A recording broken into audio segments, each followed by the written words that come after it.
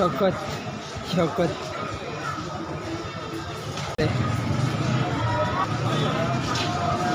10 रुपये यार 300-400 रुपये बचत आ जाएगी, 300-400 बचत आ जाएगी। मेरा घर इत्थे ही जम्मू खूह दे मकान किराए ते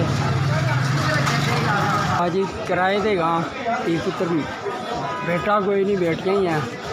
गरीब बंदा हूँ तो केक बेच रहे हैं, 400-500 रुपया बचत आ रही है।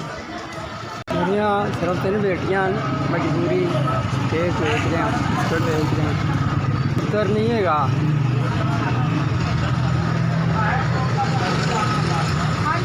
हालात बहुत माड़े, गरीब बंदे हैं,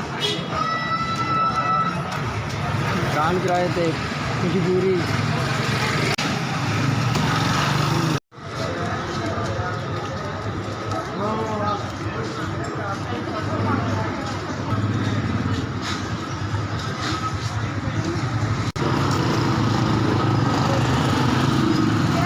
साड़ी बड़ी मेहरबानी जिस साड़ी हेल्प की गरीब बंदे की। अल्लाह साड़ी जिंदगी नहीं करे।